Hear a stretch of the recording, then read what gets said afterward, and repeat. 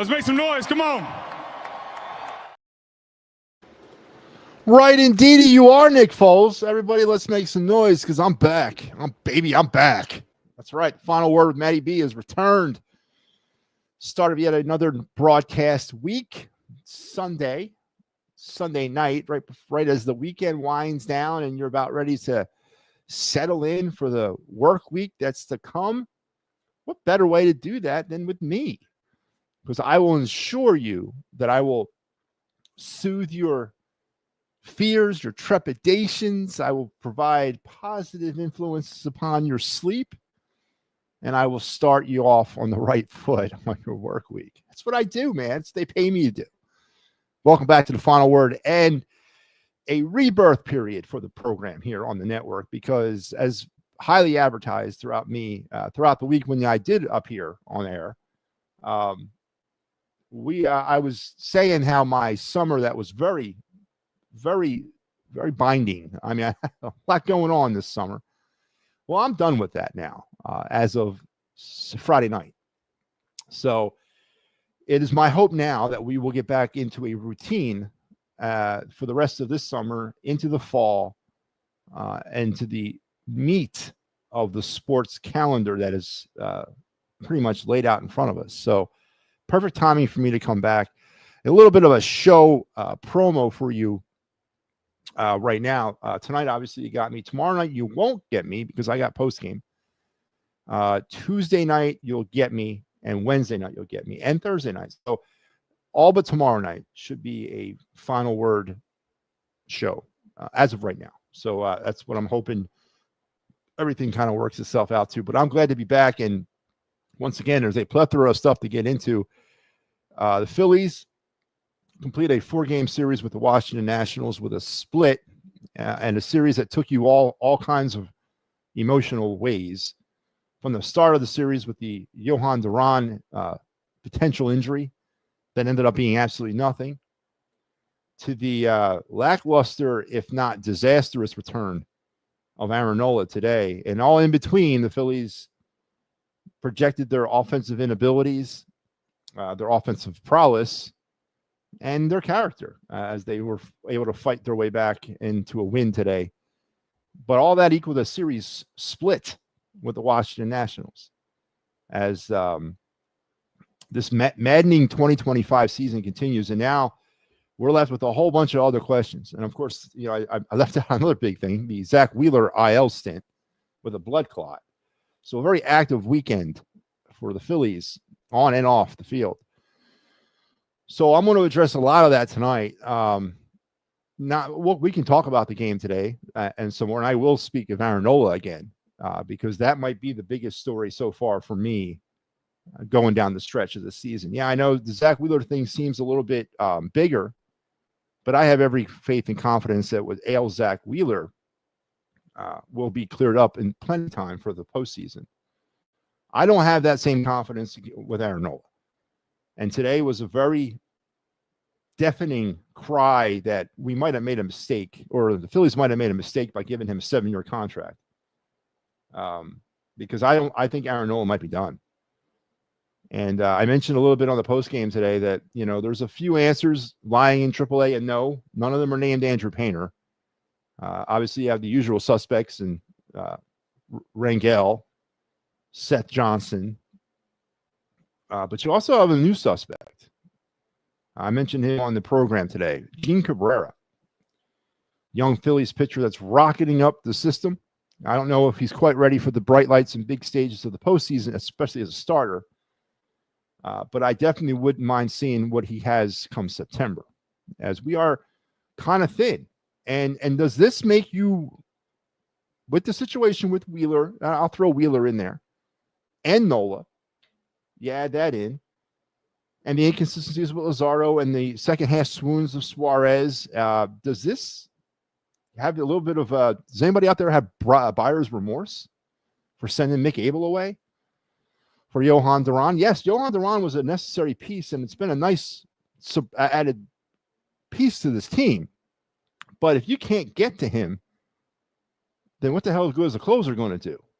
So does anybody out there have buyer's remorse on Johan Duran now that we might be faced with some potential starting pitching issues at the worst possible time of the season. Again, we'll get more into Aaron 6.92 ERA NOLA and just a terrible return from the IL today against the Nationals.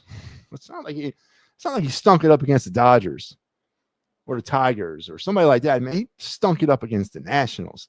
That's even more telling. That tells even a bigger story to me. The Eagles, spring training, preseason game number 2 in the books, a lackluster 22-13 snooze fest against the Cleveland Browns yesterday in steamy Lincoln Financial Field. But the big news with the Eagles, what happened today, another trade. The Eagles send their just recently signed third-string tight end. What's the kid's name? The kid they picked up from the Colts, Harrison Bryant. Harrison Bryant was sent to the Texans along with a 5th-round draft pick in exchange for John Mechie, wide receiver, and a 6th-round pick. The Texans became buyers, I guess, looking for a backup tight end when they lost Brendan Jordan to a season-ending knee injury last week. So they're looking for somebody to mix in there with Dalton Schultz and Cade Stover. So Harrison Bryant, we never got to know you, man. Good luck in Houston. And now we pick up another wide receiver. And what does that do to the wide receiver question? I didn't know we had a wide receiver question here. I didn't know we had one. I didn't know that wide receiver was a skill position that was in some need of an upgrade. So I'm a little, okay. This kid's what's he, a 2023 draft pick. He's got 1 career touchdown. Is he battling for the WR3 position? Is he battling Johan Dotson, or is he coming in as the penciled in WR4? And what happened to Anaya Smith, Johnny Wilson? What I thought we were having some feel good vibes with those guys at camp. How many wide receivers is this team going to carry? Is it a interesting trade? Yeah. Is it a puzzling trade? Maybe. Does he? I think he has some connections to Devontae Smith, and they both go to Alabama. So I don't know. Is it another weapon potentially? Is Dotson not having a good camp? I mean, what exactly is Mechie going to do here, and why is he here, and why aren't we going after a cornerback? Why aren't we trying to strengthen the defensive backfield or in the secondary instead of? Does he play defensive back? Does he go both ways? Is he like the kid from Jesus Christ, what's the kid from Colorado that just got drafted number 1 from the Jaguars? Is he like him? I mean, is he going to go both ways? Is he the new CB2 answer? Because we still have a gaping hole in our secondary. And all the news today about Andrew Makuba apparently winning the starting job based on 1 terrible pick 6 from this kid Dylan Gabriel stinks as quarterback, and Makuba was the recipient of a pick 6. I mean, is that really what is going to get him the starting job? So we'll get into some Eagles talk. Again, Eagles acquire wide receiver John Mechie. I don't know if I'm saying that right. The 3rd from the Houston Texans in exchange for Harrison Bryant, the recently signed and yet now gone free agent tight end. Picked him off the Colts scrap heap. Along with a 5th-round pick, it goes to Houston, and the Eagles get Mechie and a 6th-round pick. So what's your thoughts on the trade? Get into that. And what's your thoughts on the Eagles in general? Two preseason games in. Joe, how you doing? 1 more left on Thursday or Friday against the Jets. And then it's all systems go for September 4th against the Cowboys. Where does this team stand with you? I mean, we're danger close to the start of the regular season. What does college football start? A week from Thursday?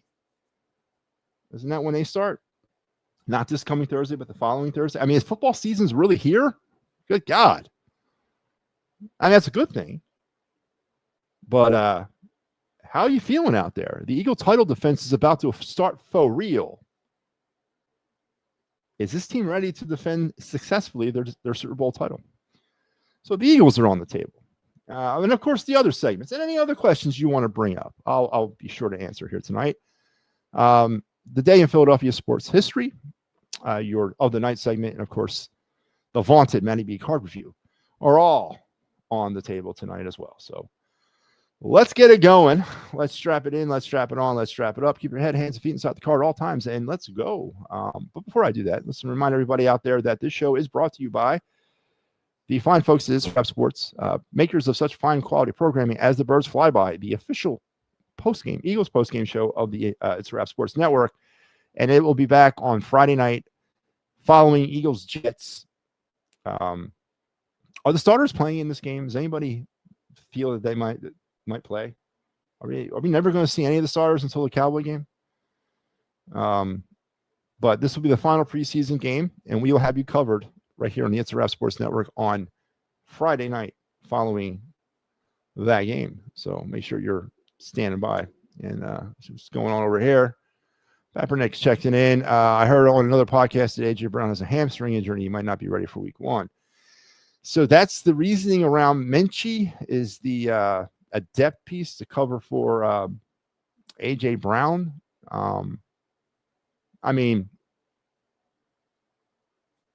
do we not? I mean, honestly, do we not have enough depth there, though? Can Dotson not fill in? I mean, everyone's high on Johnny Wilson and all this. What's that? That kid Cooper. I mean, I'm not saying that I'm totally against the trade, but I just feel like there are real areas of priority or different places. You know, they pick up a guy with 1 career touchdown. I think he's got like he started he played in 13 games last year.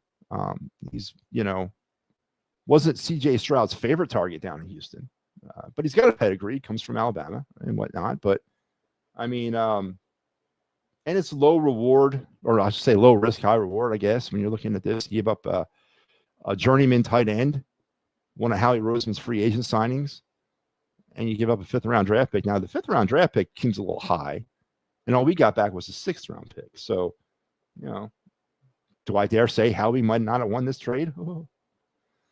But if that's the case, Kaepernick, if A.J. Brown is suffering from a hamstring injury, obviously those injuries are nagging, and you definitely have to prepare yourself for that. But what's your thoughts on it, though? I mean, unless A.J. Brown was going to miss the entire season, was this a position wide receiver that needed an upgrade, whereas some other positions on this team, i.e. CB2, definitely need an upgrade?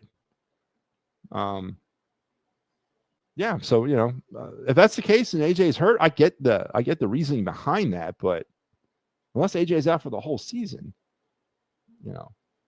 when you could try to address the situation with your cornerbacks first.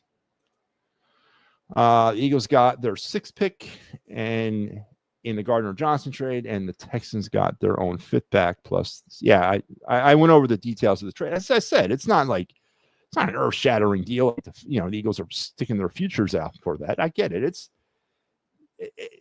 It's in essence a fair trade, right? But as I said, the wide receiver room, as is, even with a gimpy A.J. Brown, is still a pretty good room without this kid. And what about all that draft talent or alleged draft talent that we spent on wide receivers over the course of the last couple seasons? Is this really the type of position that you need to address when there's still questions at cornerback, there's still questions at safety? And yes, I'm not buying into the Drew Makuba hype train based on one just terribly thrown football from a terrible young quarterback return for a touchdown in a week 2 preseason game in August. I'm just not buying into the hype train there. How long is that credit going to run him? But so safety and cornerback still are issues with this team potentially heading into this season. And what about the depth along the edge? I don't know. I'm just saying.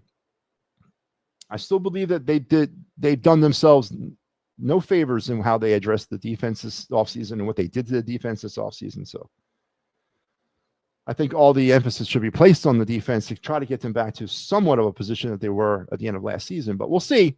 But John Minchie is here, And again, it's not a bad trade. I'm not bragging on the trade. I'm not bragging that we gave up a journeyman free agent tight end, as you mentioned, buried about on the third or fourth level of our depth chart, along with a 5th round pick, which that hurts me more than the damn tight end.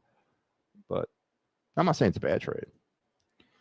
Thoughts on Zach Wheeler injury scare? It's it's unfortunate when situations like this, when real world enters into the fake fantasy world of sports. And, Joe, obviously when it comes to on the field type injuries, sprained ankles, broken bones, torn ACLs, stuff like that, pulled hamstrings, those are all come with the game. But a blood clot, that's stuff that can kill you. And that, it sends life right back into the forefront of all this. And it's unfortunate for Zach Wheeler, the person, to have to go through this. And it's funny because this past summer, I had 2 colleagues of mine that went down for blood clot issues. Both had to leave couldn't finish out the season because a blood clot, an umpire friend of mine got hit in the arm with about a 75-mile-an-hour fastball. And really, really stung. But apparently a blood clot had formed, and then when it went loose, it traveled to his brain. And he ended up having a stroke. And they had to take him out of there. He's fine now after doing some emergency surgery on him. But yeah. And then there was also a blood clot. A friend of mine had a blood clot travel to his heart this summer, So blood clots, I've been hearing way too much about blood clots on a personal level. And now, of course, with Zach Wheeler, too recently for me.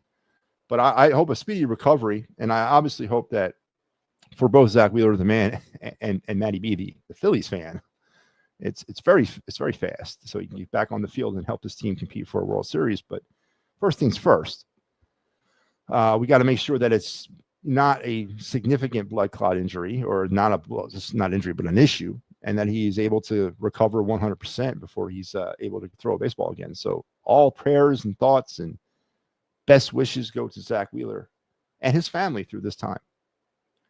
But and kudos to the Phillies training staff, because I saw a brief interview today. I think it was when Dombrowski broke the news and he had the trainer or one of the team doctors out there.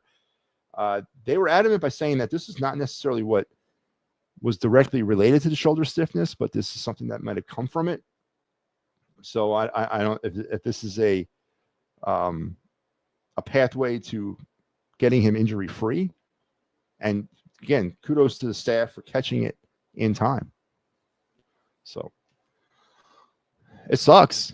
It sucks from a fan standpoint, and obviously it sucks from Zach Wheeler's standpoint. What was being said on other podcasts about the Minchie trade is that AJ Brown's hamstring could be worse than they thought it was. Well, again, I get the reasoning behind it, but as I said, it's not a bad trade. Is it a reactionary trade though from Howie? The great Howie Roseman, is he reacting to a situation? But I'm telling you, if I had to weigh my options right now to upgrade wide receiver or upgrade the cornerback position, I would probably go cornerback. I would have faith and confidence that Devontae Smith, Dotson, either Anias Smith, Cooper, or Johnny Wilson, Saquon Barkley. Don't forget, Dallas Goedert's back. I think we have enough to get through. And again, if this is something more than just if this is something more than a 1 or 2 week injury, I can see the need, but still, I mean, I'm not really concerned about the talent that was in the wide receiver room. I am concerned about the talent that's in our defensive backfield. So I understand the trade. I'm not saying it's a bad one, but it's kind of looking at the priorities. That's all.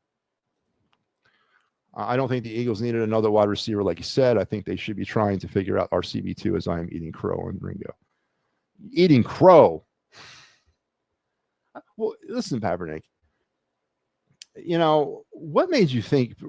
And I ask this of all people out there, whenever they are so adamant about something, and same can be said to me. I mean, I'm trying to find where you saw anything from Keely Ringo that said he was ready to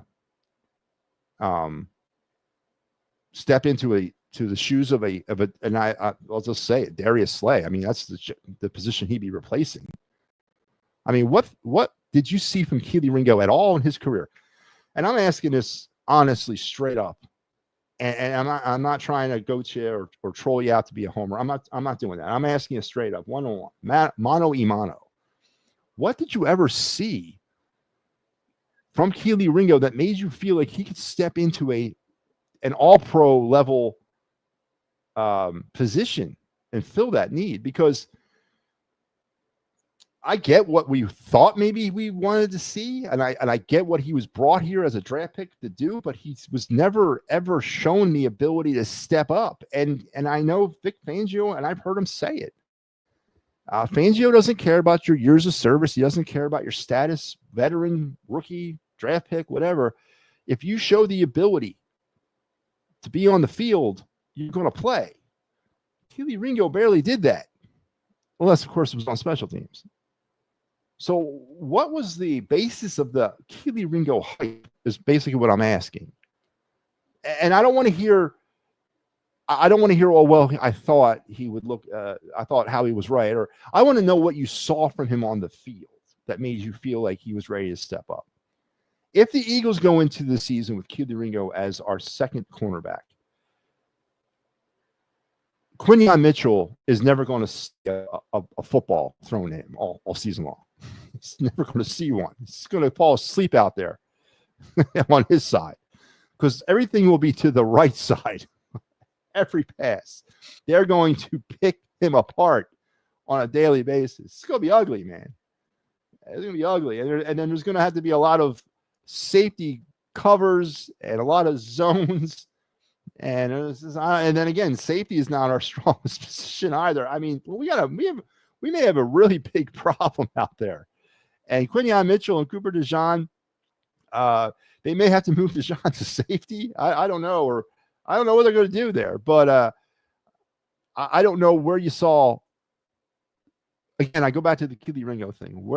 Where was the basis of all the hype for Kelee Ringo? I really want to know that. And I don't want to hear the homer answer. I want to hear the intelligent football fan answer. But before I hear that, Michael Papernick and everybody else, I want to appreciate you guys tuning in for another rousing episode. And let's get it going here with the night in Philadelphia, or your day in Philadelphia sports history.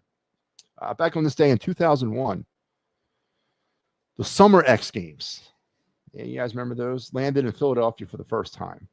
It was the groundbreaking extreme sports competition took a rare trip east. I guess LA was a place where it had been for 11 years.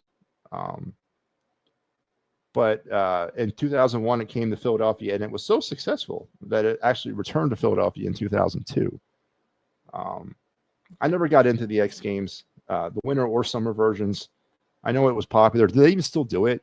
I don't think they do, but on this day back in 2001, the X Games made their first appearance in Philadelphia. Not a sexy night in Philadelphia sports history. They all can't be winners, man. I'm sorry. And tonight's definitely not. But that is your day in Philadelphia sports history. The X Games came to Philadelphia back in 2001. So happy X Games Day for all you X Games fans. I remember watching the X Games, though. I thought it was pretty cool. Of course, the winter ones were better, I thought. Snowboarding became, sweeping the country at that time. And some of those things those kids can do on those snowboards. And I know it's an Olympic sport now, but I tried snowboarding once and I'll never do it again. I never could figure out the weight distribution or the balance thing on a snowboard. Skiing is easier for me and I can ice skate like I'm going out of style, but I could not figure out how to stay upright on a snowboard. And I could not figure out I just couldn't figure any of that out. So it wasn't good. Johnny Wilson is moving to tight end. He might have to move back to wide receiver. Ricky is watching. Hey, Ricky, what's going on? Are the phone lines open tonight? Yeah, I think they will be. I was just giving Ringo the benefit of the doubt as I thought he was learning behind Slay, just like Zach Bond being brought in after X amount of years in special teams in New Orleans. I was hoping something clicked for Ringo. Again, that seems to be the basis of everybody's Kelee Ringo hype, is that a bunch of a bunch of expectations, and a bunch of wishful thinking. And I know Zach Bond doesn't get talked about a lot, and rightfully so. He had himself a hell of a season last year, but I'm not completely sold on Zach Bond either, to be honest with you. There's a reason why he sat for 4 years, buried on special teams. Now, I'm not saying what happened last year was a fluke per se. I'm not saying that he doesn't have the ability, but my concern with the way the defense was changed so significantly this offseason, and not just in the back, but up front too. They took away some big presences up front. Sweat, Milton Williams, Brandon Graham, those guys are all gone. And I'm concerned that with a new defensive front trying to sort of figure themselves out early on at least, and also with the fact that now offenses are going to actually scheme against Zach Bond because he's no longer going to come out of the shadows. I'm concerned that Zach Bond might get exposed a little bit this year because of those two reasons. And I think they're very valid reasons to be concerned about.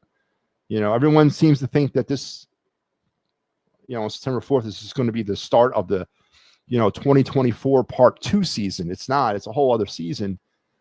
And we already seen how this could go a bad way. But I'm not all fired up on Zach Bond's ability to replicate what he did last year because not necessarily because of the skill of the player, but because just the massive amount of change up front for the Eagles defensively. And now that teams know who Zach Bond is and have seen him for a year do what he does, a potential scheming to beat Zach Bond specifically. So I am concerned a little bit about how Zach Bond's going to come out in sophomore season, first season with the contract, maybe with and also a heavier responsibility as a leader on this team. But yeah, again, I think the basis of everybody's Keely Ringo hype was false expectations and wishful thinking, and that seems to be sort of the MO when it comes to a lot of these young players right now. So, but I feel you, Kaepernick, I do, and the trade today, and I think it was it Joe Hale that alluded to it, or no, it was Kaepernick, that there's potential injury issue with AJ Brown and a hamstring problem that could linger. Again, I'm not against the trade. This kid's pretty unproven. Obviously, CJ Stroud didn't like throwing to him. He got one career touchdown. It's always God's got like 27 career. No, it was like 43 career receptions. His longest. He had like 2 or 3 plus 20-yard receptions last season. So he's got some ability to break some passes, I guess. Is he a downfield? Is he another downfield target for Jalen Hurts, or is he more of a slot guy to kind of go along with Dotson? And but again, I circle back to this, and I will keep circling back all season until proven otherwise. Is the defense where it needs to be? Is this the defense that a defending Super Bowl champion needs to have heading into a title defense season? And I think that really is the basis of this season for me with the Eagles. I just want to, I got to see how, I just want to put all my resources inside the defense right now. I'm just not sold on the defense. The offense is relatively intact. I mean, they lost Becton, but they're relatively intact. But the defense went under significant amounts of change this offseason. They lost 6 starters / major contributors. And we replaced those 6 starters / major contributors with a lot of Class B type free agents. In Keely Ringo's case, wishful thinking and some rookies. And I don't know if that's how you go into a title defense season, especially in the role that the defense played last year that nobody gives them credit for. It was the defense that carried the day. I mean, they're the real heroes of the Super Bowl. Joe, open the phone lines. How's Joe going to open up the phone lines, man? I'm in charge of this show. I know I mentioned he was dealing with leukemia early in his NFL career. Yeah, I know he had some injury issues, or he had that. I know. But, and again, as I said, I'm not sitting here trying to say it's a bad trade. I just question the priority of the trade. But we'll see.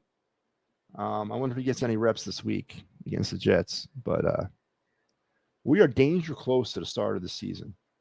It's amazing, man. September 4th. Was it 8:30 at the Link against the Cowboys? Where I have that graphic right here. There it is right there. There you go. Eagles flyby, Cowboys edition.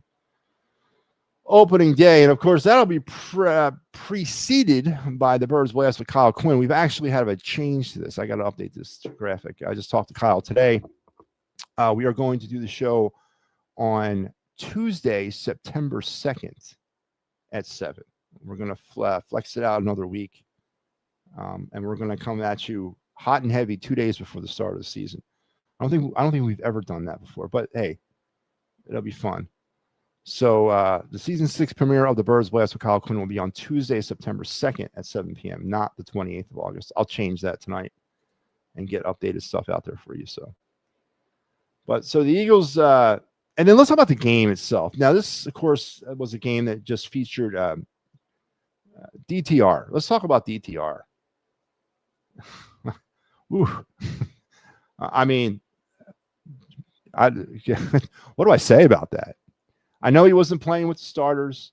I know he wasn't playing with, a complex playbook. It was pretty vanilla. It was pretty bland, right? But boy, oh boy, is it just me or did he look like he never played that position for a day in his life? I mean, boy, oh man. I know, the question, I guess, now kind of circles back to whether you cut him tomorrow or you wait till next week to cut him. Whatever you would possibly have to do to give him the best opportunity to land a job somewhere else. But does anybody see a scenario that DTR makes this team? And is it pretty much a done deal that your quarterback depth chart will be Jalen Hurts, Tanner McKee, and Kyle McCord? And do the Eagles carry 3 quarterbacks on game day? Or do they just inactivate one prior or sign McCord to the practice squad and then elevate him as necessary? But does anybody need to see anything more from DTR to make their assessment of him? And I get it, we're not the ones making those decisions, but I saw a guy back there that even though he's not playing with the starters, but he's also not really playing against the starting defense. He wasn't given full use of a playbook, but again, he's not playing against the starting defense. I saw a guy back there that looked like he had no idea what he was doing with the football. And this guy, he started games last year for Cleveland. I mean, he was a starter for a bit of time when Watson got hurt. But that guy looked like I could have done better back there. I mean, good God. It was comedy, man. It was absolute comedy. And it was probably the worst. I watched that game. And it's hard to keep me involved in a preseason game just naturally.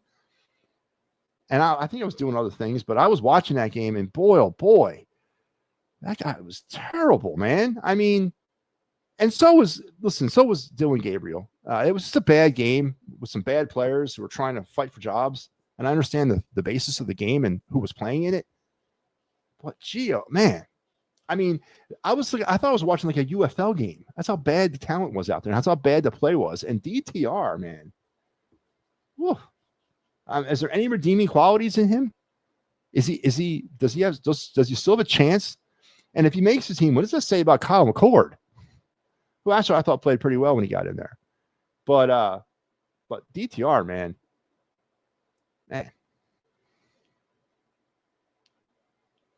I think DTR gets cut.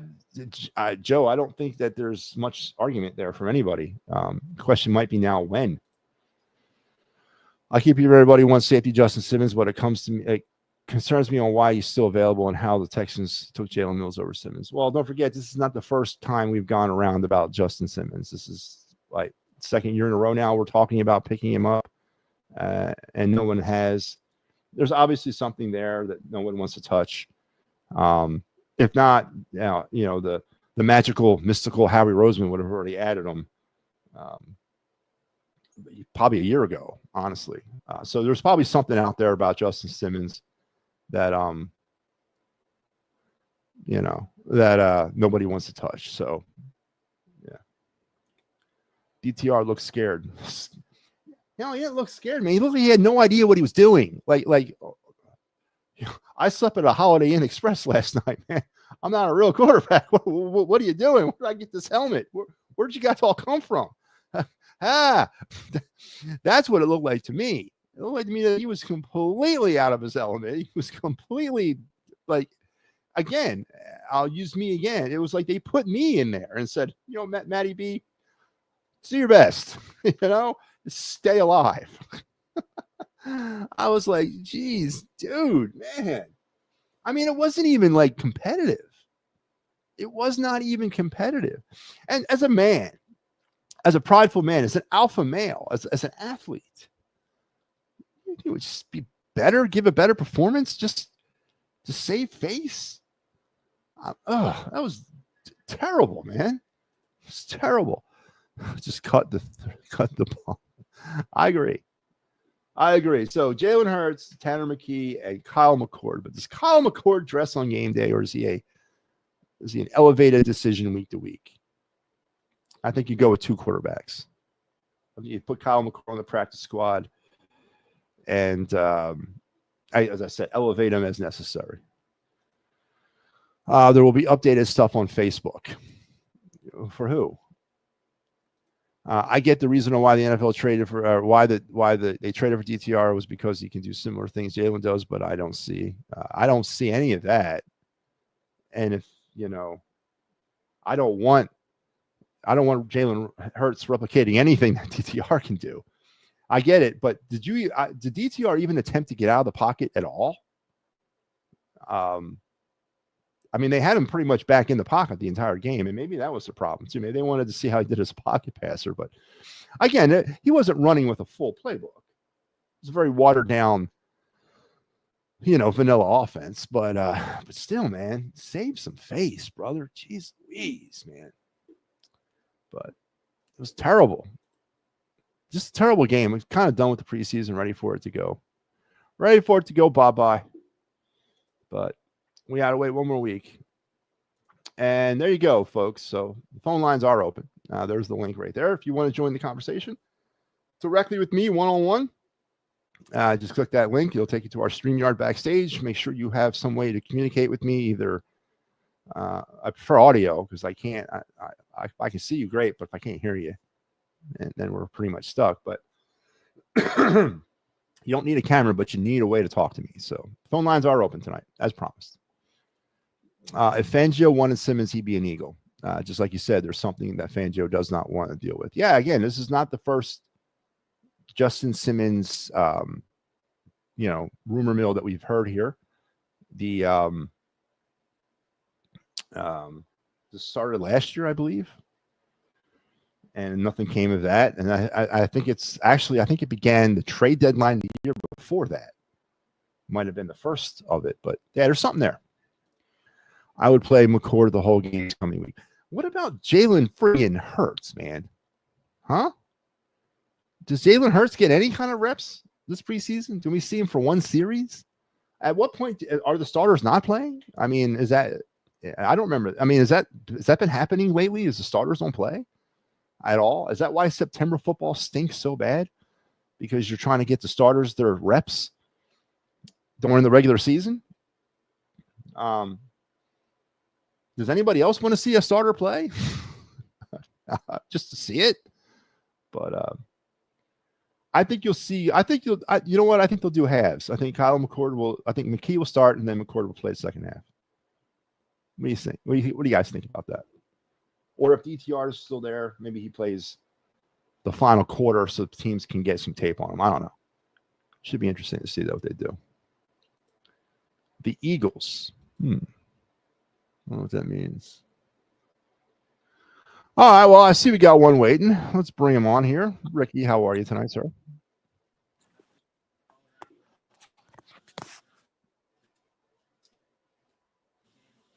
Ricky, can you hear me? I'm good. Oh, there you are. Okay. So, Ricky, what is on your mind tonight? I like the shirt, man.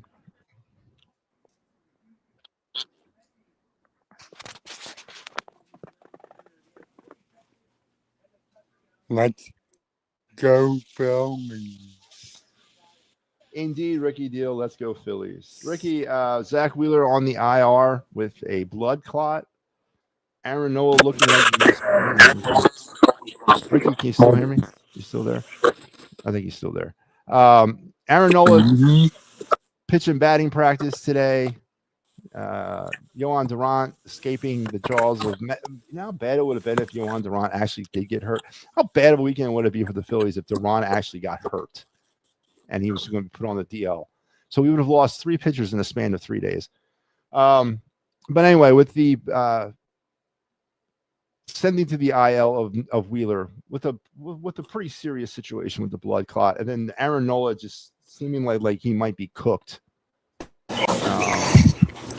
Are you still feeling confident there, Ricky? Are you still feeling confident in the Phillies?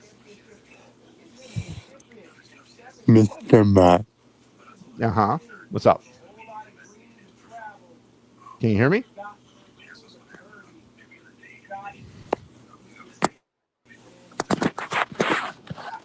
All right, Ricky, I'm gonna put you backstage.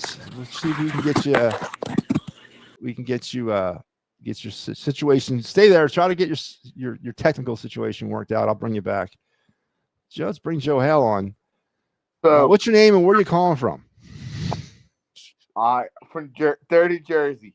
What's going on, Joe? Kelly Ringo sucks. I didn't like the move him to number 2, but there's going to be cuts. Would you be surprised if the Eagles traded for someone? Like traded for a cornerback or cut Keely Ringo and traded Keely Ringo? What do you mean? Like for a corner?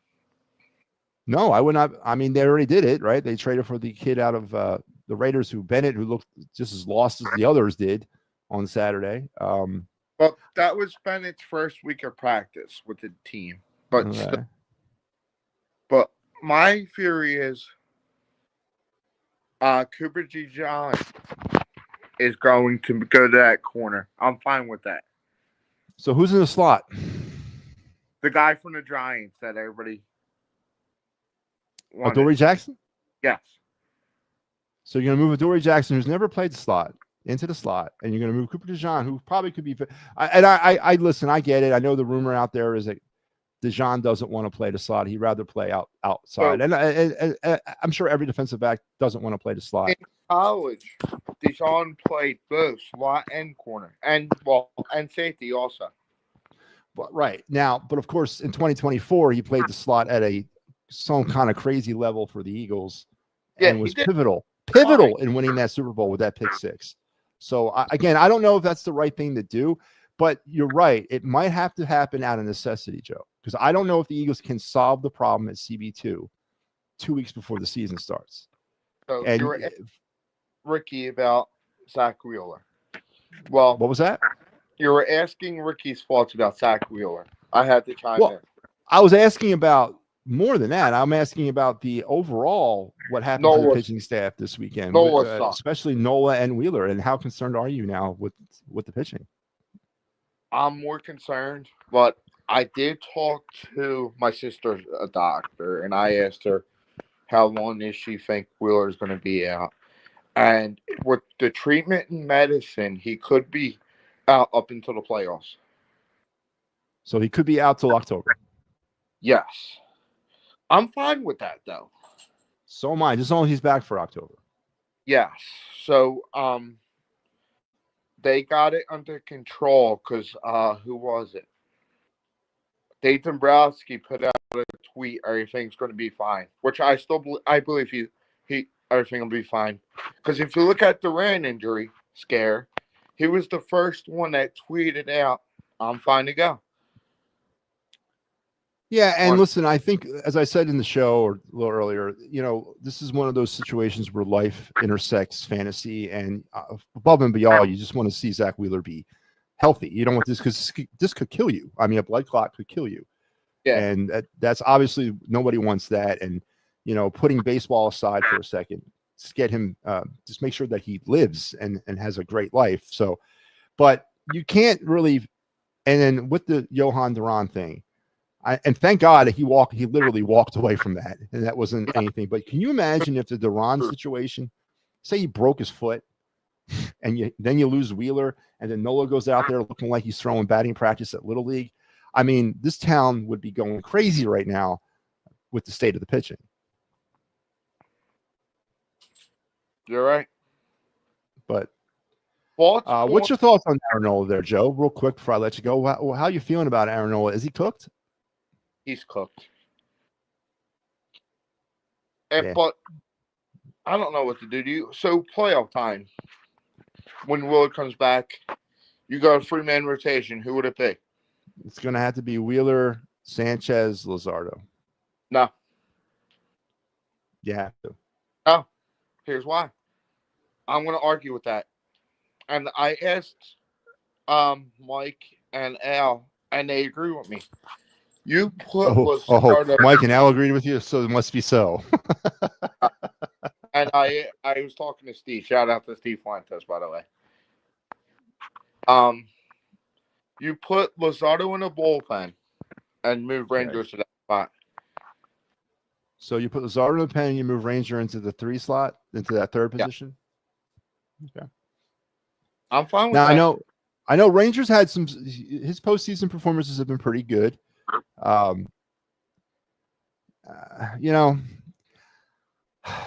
So I guess you got to look at it sort of like where they are in the postseason, if they have to play in the wild card round versus if they start in the NLDS, because that does matter. You can get through the NL wild card with obviously a 3-man rotation. You can also get through the NLDS with a 3-man rotation. But then once we get to the NLCS, you need to go to 4, and then when you get to the World Series, I don't know. Maybe you could try something like that. I'm going to be very interested between now and the next 6 weeks before that, because there is still a lot to play for. Obviously, we haven't won anything, but I really need to see Luzardo either figure out his issues, like why he's so damn up and down. He needs to lock that down, and obviously Ranger needs to figure out his problems too. If those two can figure themselves out, and I know I hate being that guy that says if for this team, but you sound like every homer. I sound like every other homer. Yeah. If they can figure themselves out, we'll be in a good position. But, and again, I still think even if they can't figure it out, I think the pitching is enough, obviously, to get into the playoffs. And I also think it's enough in the early rounds. If the offense, again, if the offense can figure out how to be consistent and sustainable. So I still think it all comes down to the offense, but obviously this weekend is probably one of the worst pitching weekends we've had. Why did they send Otto Kemp down? For Bohm.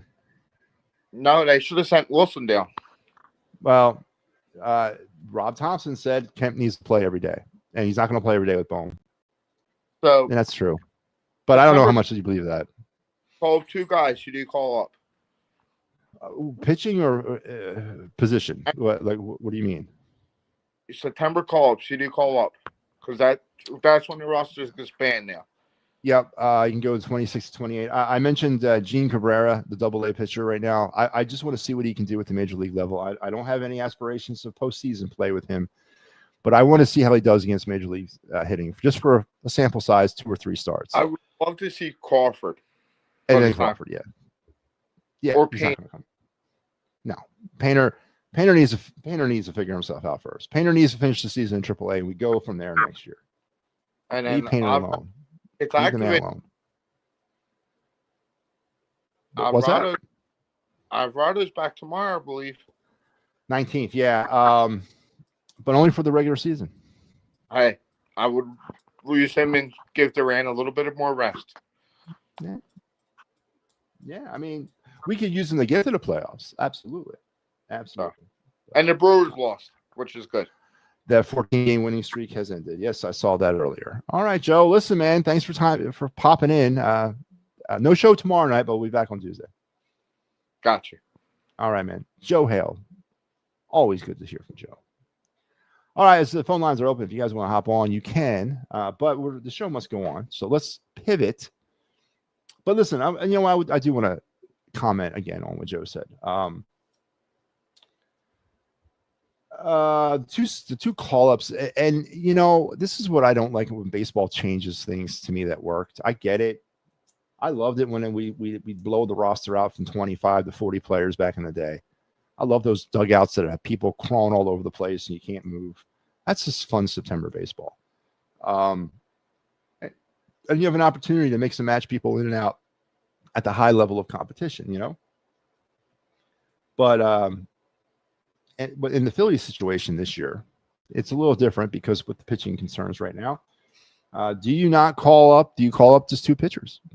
You know what I'm saying? Just see, hey, we might need to have to find a starter here, emergency purposes for the postseason, or keep one of you guys on the roster just in case.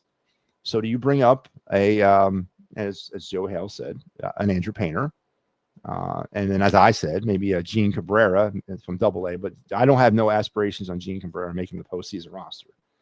So do you bring up an Andrew Painter, and potentially you bring up, the only other guy out of Lehigh Valley that you could bring up is Rangel or Seth Johnson. There's three pitchers right now that the Phillies could possibly use in the postseason as starters, and those are those three: Painter, Rangel, and Johnson. Boy, sure would like to have Mick Abel floating around still, but it's an interesting conundrum, and again, just one of the worst weeks to be a Phillies fan, or weekends to be a Phillies fan in a very long time. Just devastating news after devastating news. Thank God, as I said, the Duran thing wasn't serious. I'd be sticking my head in an oven if Duran's gone for the next 6 months with a broken foot, Zach Wheeler's on the DL because of a blood clot, and Aaron Nola's pitching batting practice to little leaguers. That's epic. You could probably point to this weekend as the reason why the Phillies didn't win the World Series if Duran's injury was not nothing. So it's a terrible weekend, man. Terrible weekend. But we did dodge a bullet, though. We did dodge a bullet. So, but the Phillies will be back at it tomorrow at the bank. The road trip ends, but the game streak continues tomorrow. They welcome in a very hot, or very not hot, but a very good Seattle Mariner team, which would be one of those series where you look at and say, okay, well, exactly where are the Phillies?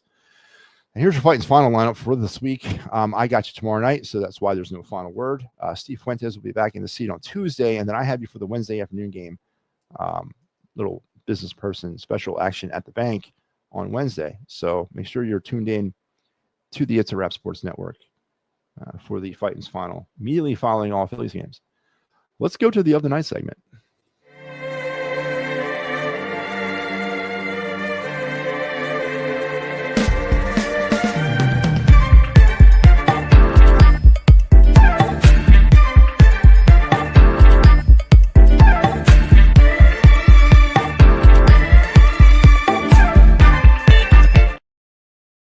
All right, this is the Of the Night segment.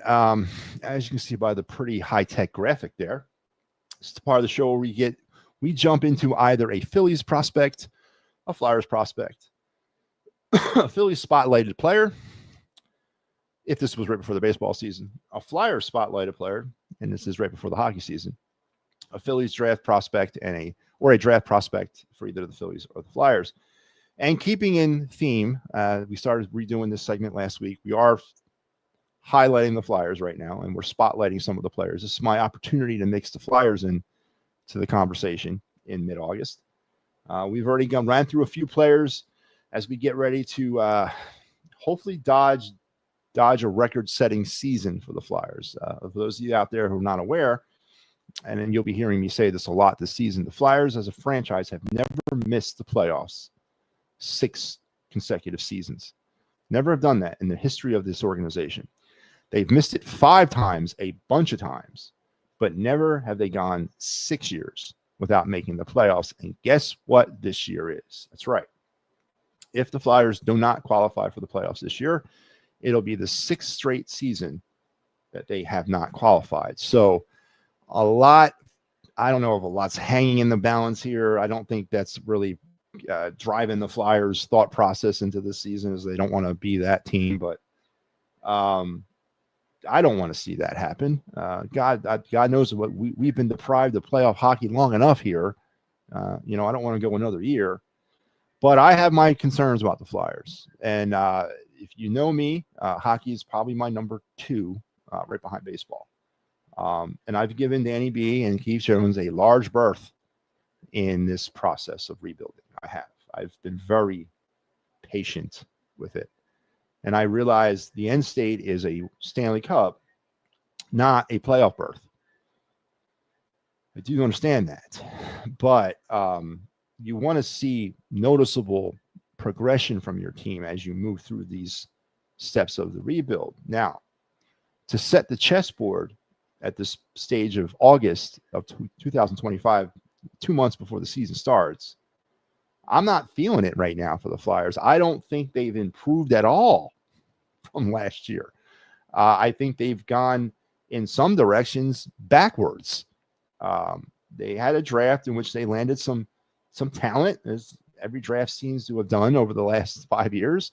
But once again, the Flyers will have no day one draft contributors from the 2025 draft class. Porter Martone is going to college. Jack Nesmith is in college. And that's about it. I mean, no one else was really in a position to help them. But no day one contributors from this draft class.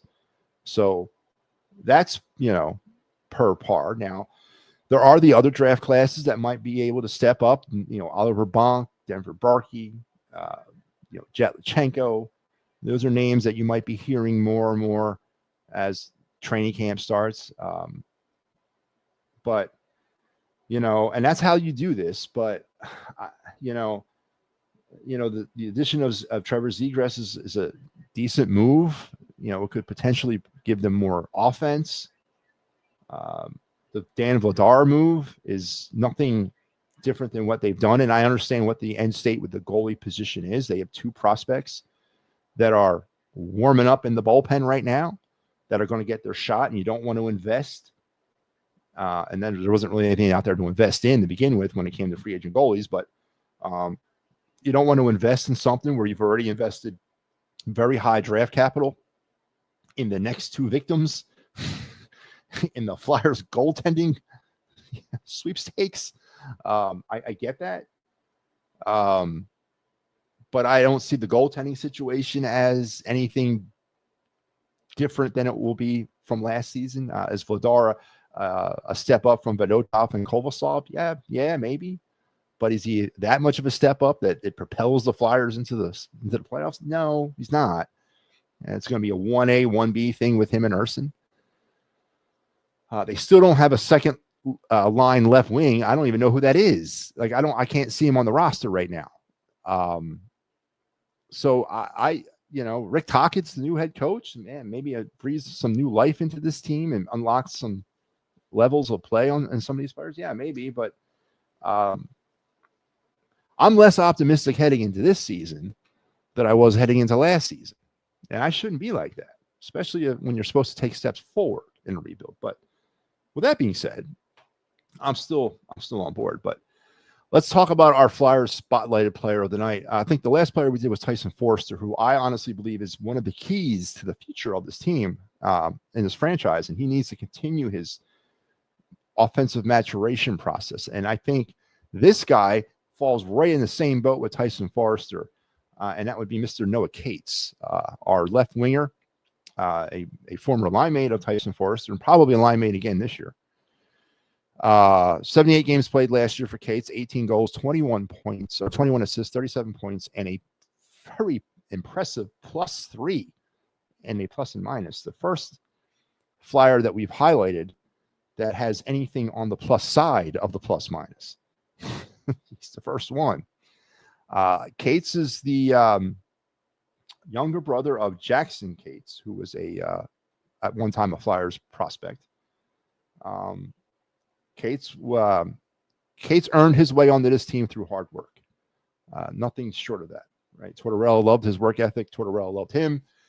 He earned his way onto the team, and he's been flourishing. And he is part of that future. He is part of the core of this team, regardless of what the ceiling on Cates might be. I like the 18 goals. I'd like to see Cates I'd like to see Forrester at the 30 goal plateau, and I like to see Cates at the 25 goal plateau.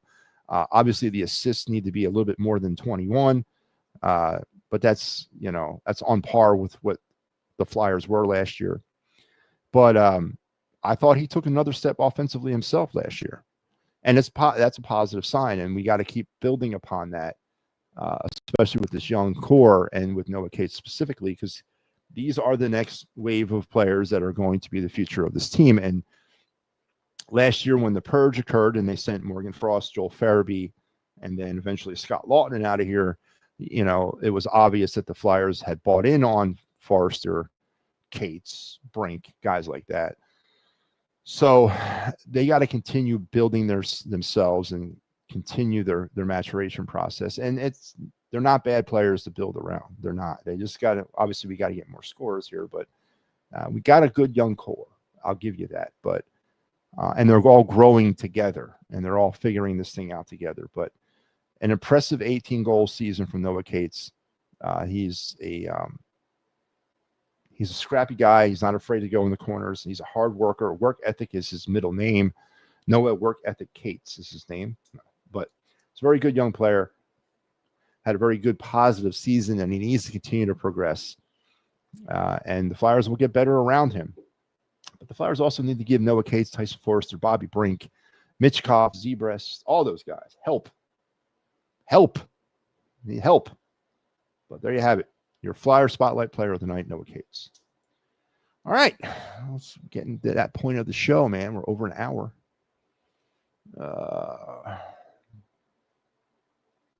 Would I bring up? I think some call ups to Party Boy Stubbs and keep. Yeah, I don't. You know what? It's a possibility there. Garrett Stubbs will never see this team this year. That's amazing. Or is Papernick right? Do you bring up Stubbs? Do you have to have Stubbs on your playoff roster? I mean, he is the DJ, right? And he makes a mean beer case hat. But Garrett Stubbs might never even see this team all year. That's interesting. Would I bring up Griff McGarry? He's been absolutely a reclamation project. We talked about him today on the Fighting's Final. He made the pitcher of the week for a second straight week for the Fighting Phillies down there in Reading. It's been good to see him kind of pull his career together this year. He's made some massive improvements. His velocity is up. His command is under control, which was his big problem. He's done some hard work. I don't know if he's ready for the majors. Hell, I don't even know if he's ready for AAA, but Griff McGarry is a player that at one time was mentioned in the same breath as Andrew Painter and McAble, but he fell off. But now he's working his way back into that conversation there, Joe Hale. So would I bring him up in this September? No. But would I be taking a hard look at him next spring? Oh, yeah.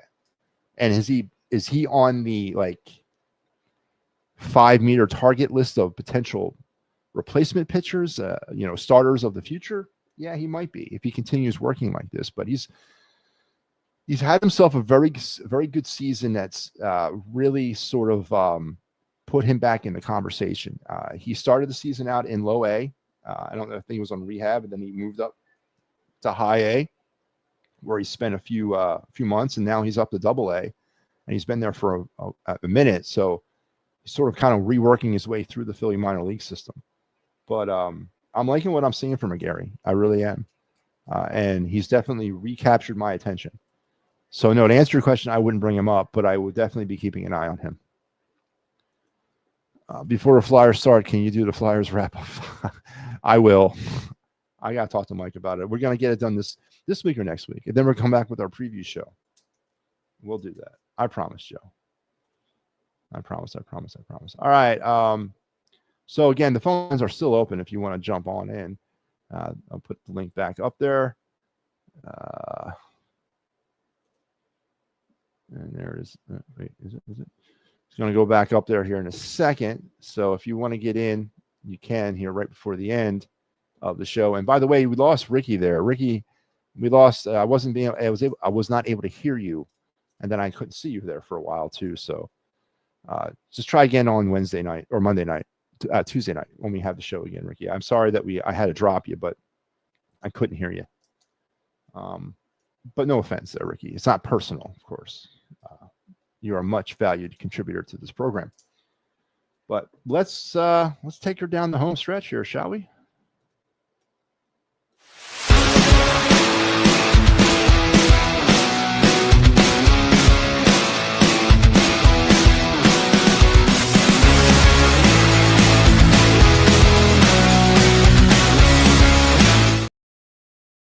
That's right. MattyB's card review segment, the very best part of the night for me is the opportunity for me to sit back and just cut it up some sports cards with you.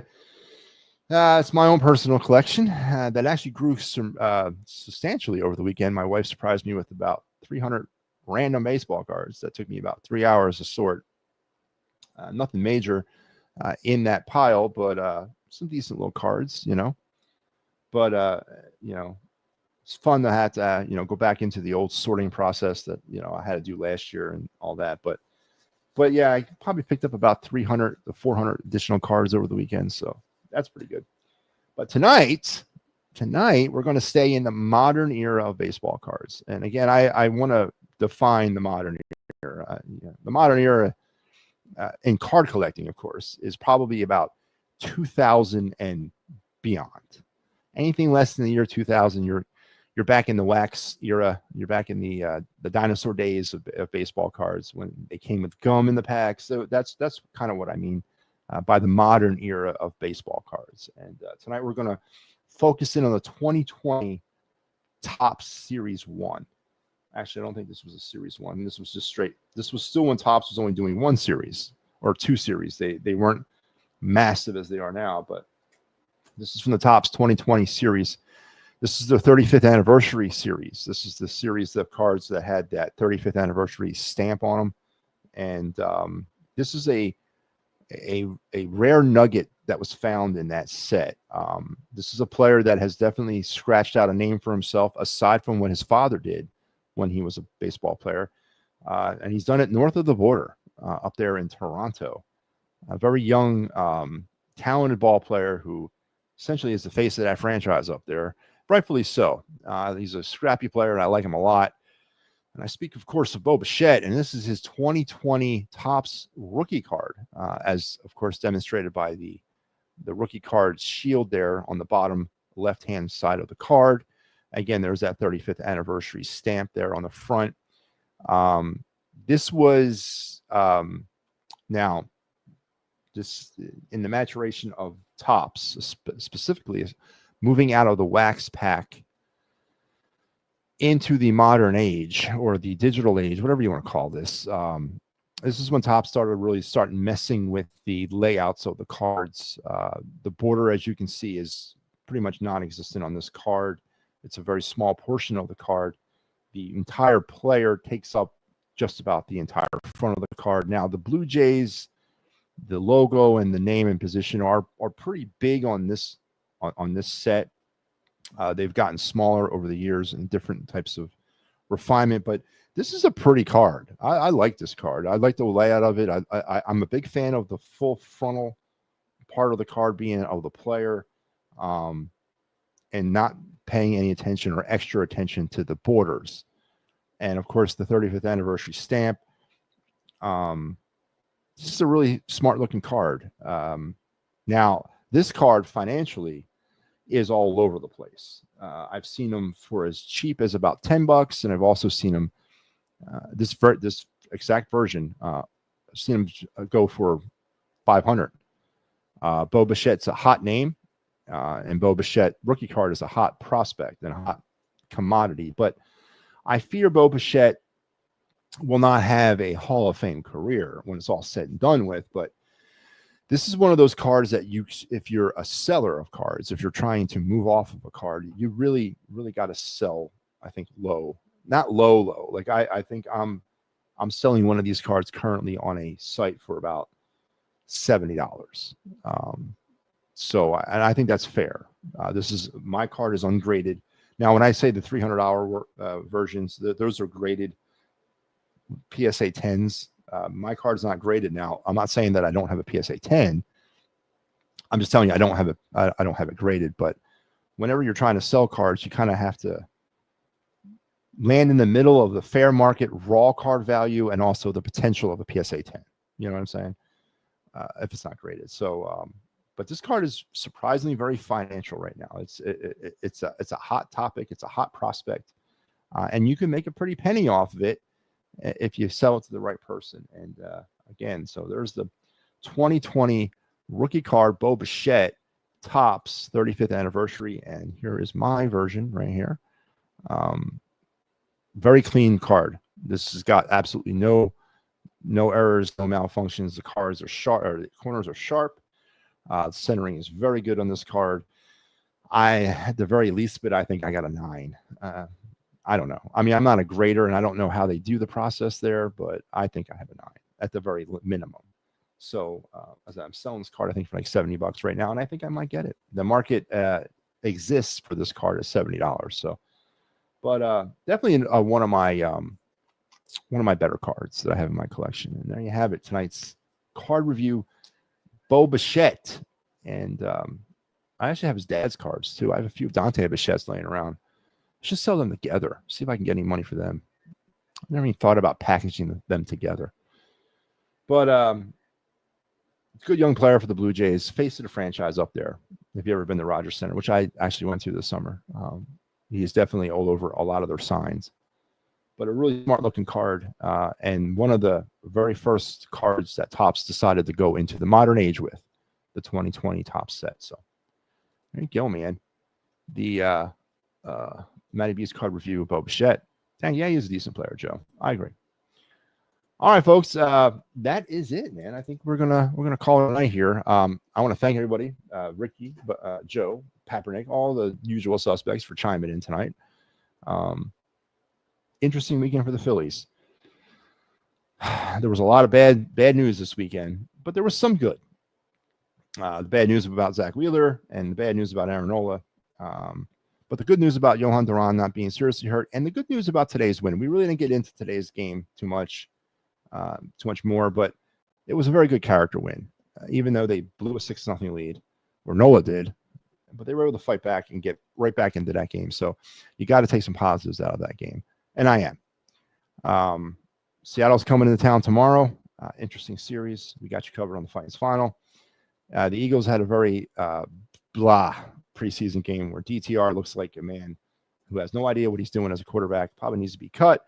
Eagles made a trade today. John Minchie, acquired from the Houston Texans. Potentially A.J. Brown dealing with a hamstring injury. And even if that's the case, is upgrading at wide receiver more of a priority than figuring out what's going on with the defensive backfield, which is alarming that we're only about 2 weeks away from the start of the regular season, and we're still talking about who's the CB2. And we did our spotlight players tonight was Noah Cates. So we covered 3 out of 4, which is not bad, seeing how I won't talk about the Sixers unless someone holds a gun to my head. So that's going to wrap me up tonight. Remember, I will be back tomorrow night with the Titans final. So there'll be no final word tomorrow because I got the Titans final. But I'll be back on the Titans final or the final word on Tuesday night, and then Wednesday night, and then Thursday night. So make sure you're back for all the shows. Do I think that Nola was brought back to pitch because of no? I think they thought he was ready. I just think that the Wheeler thing is just bad timing. I think Nola was on the IL for about 60 days, and he did about what? He had 2 rehab starts with Lehigh Valley. I think that they thought he was ready. I think Nola's done. I think he's cooked. And honestly, I don't even think he was hurt. Let's not say I think he was hurt, but I don't think that's the reason why he was on the 60-day IL.